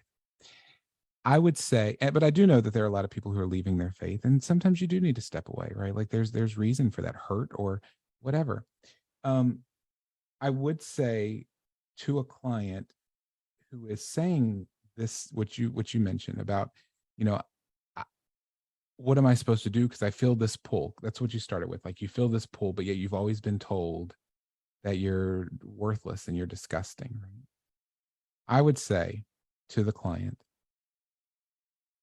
despite anything you've been taught or anything you've been told from clergy, if you are feeling a pull and you feel that God is pulling you, then obviously you're not disgusting and repulsive to him. Obviously, he loves you very much. And he desires nothing more than to have a relationship with you. Okay? When it comes to these feelings of repulsion, I think it's important that we understand, like you said, some of this comes from our community or an environment. This guilt and shame, it's sometimes easy dependent on religion as a whole, but I see lots of clients who aren't religious who have problems with guilt or shame when it comes to sex, who feel repulsive because of their sexual behavior, who didn't come from any type of religious background, right?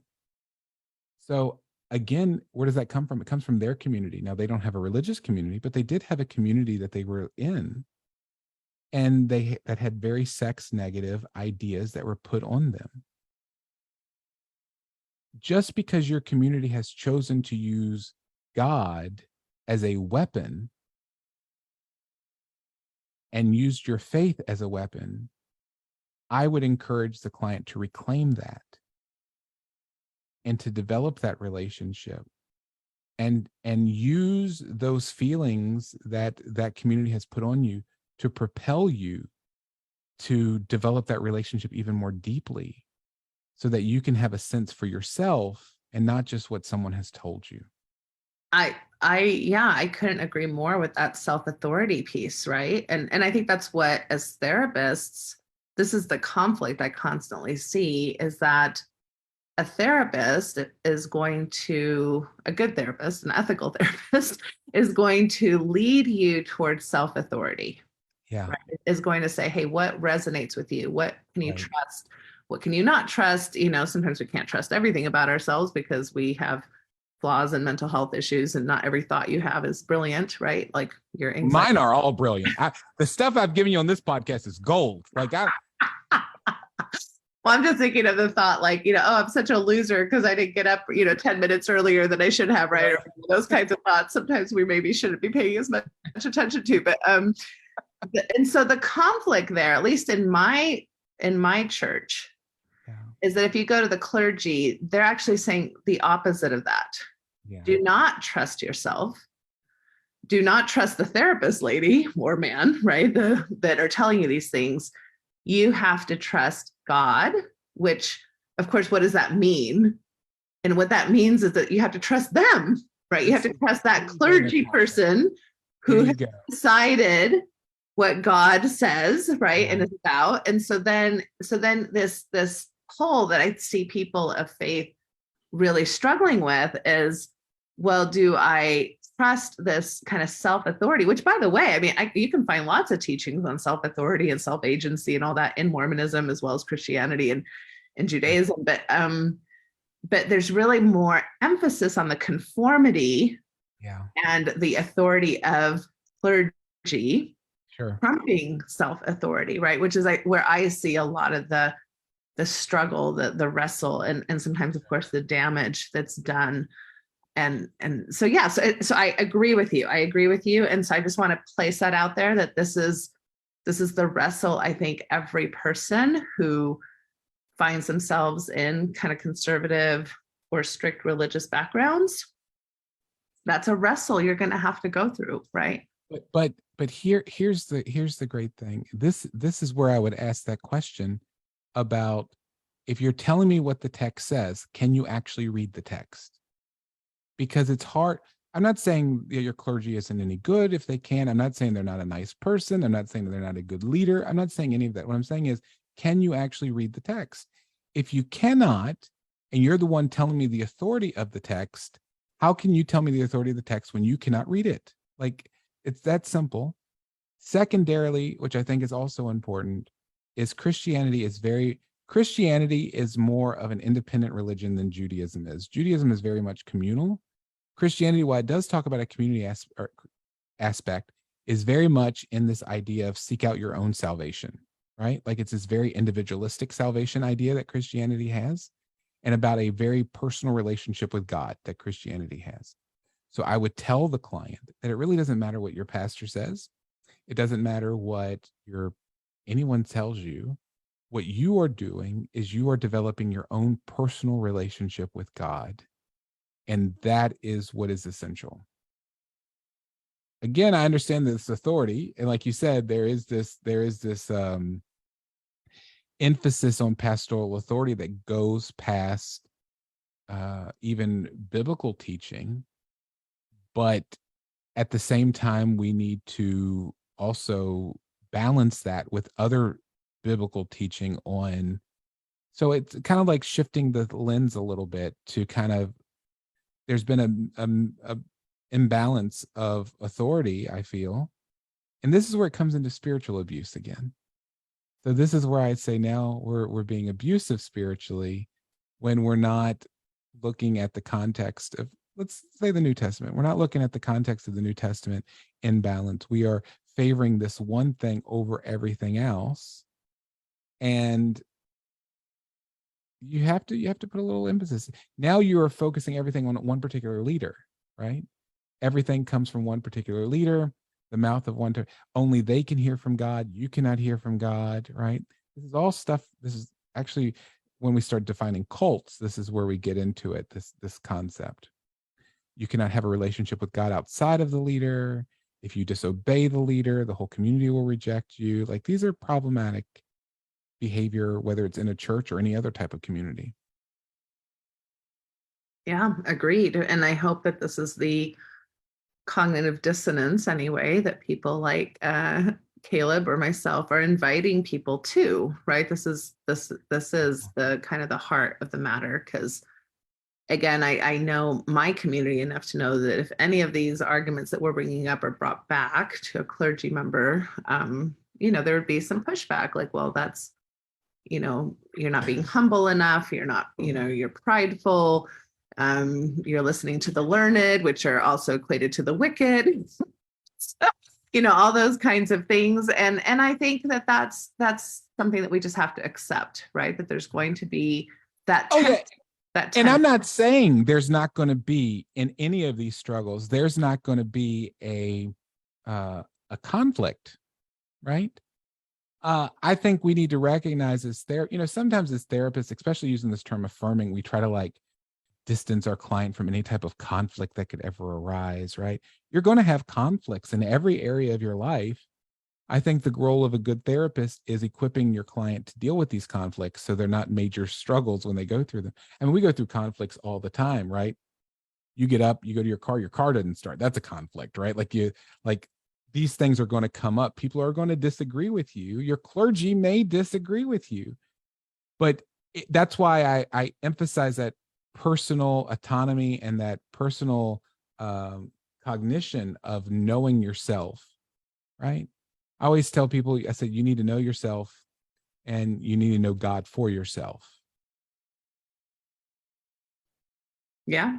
And be aware of some of these group types of tactics do exist in organized religion as well as in any other organization, where that conformity to the group can trump the importance of individual autonomy. And I think that both principles are important. I think individual autonomy is very important. And I think community relationship is very important. Balance. Yeah. So I think we're just inviting people to that tension and to be more aware of it.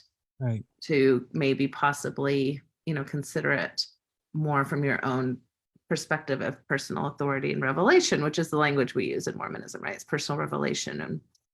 And we do definitely, one of the things I love about Mormonism, and I think one of the things that drew my parents as converts, was this idea that you absolutely have a right to a personal relationship with God. Right. And so that's doctrinally, at least for us, that's doctrinally kind of supported. And yet, I do notice that when my personal revelation doesn't agree with clergy revelation for what I should be doing, then, that's where the tension comes up. And it's like the right to that is only seen as so, you can only go so far with that before you start getting some pushback. So that's a reality. I think it's more of a reality the more conservative of a religion you come from.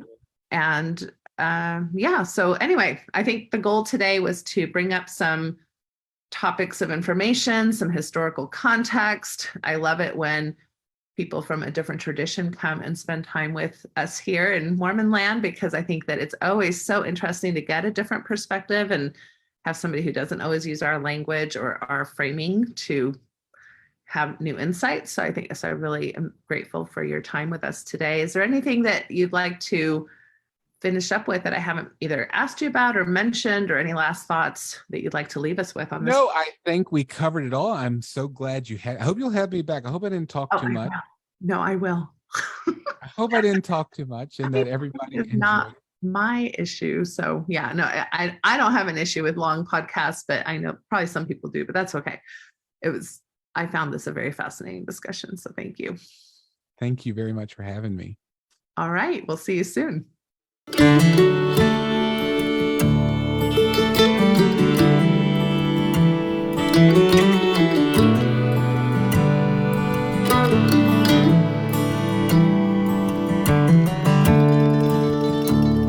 took the long road home, turned minutes into miles,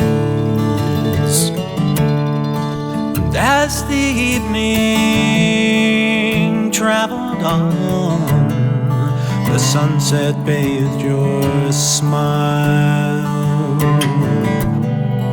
We stopped beneath the desert stars, wrapped in each other's arms. Was as simple as I love you, an ordinary, extraordinary truth.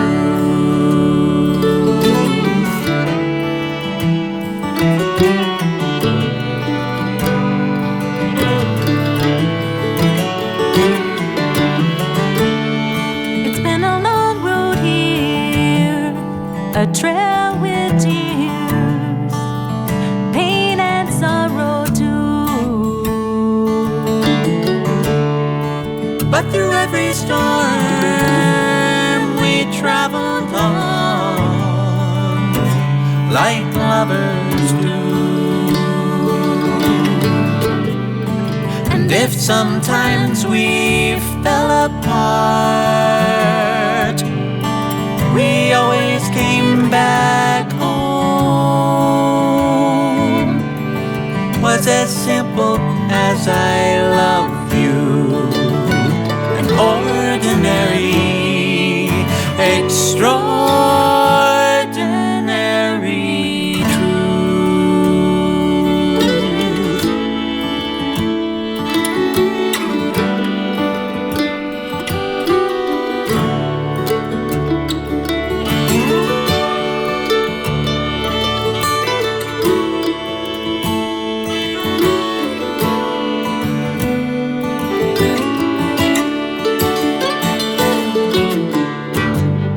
Some people say love is blind and forever is too long.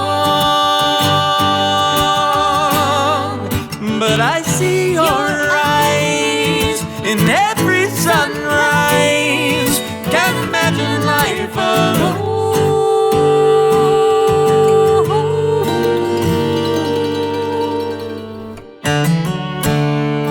Let's take the long road on together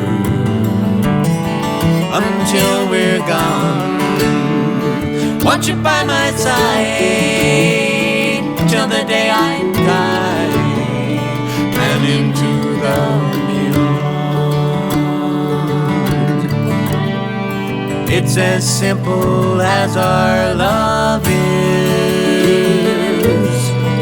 That's how I wanna go,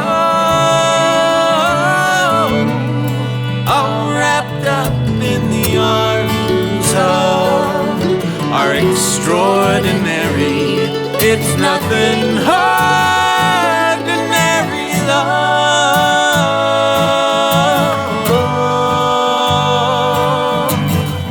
Ordinary. Ordinary. No, it's extraordinary.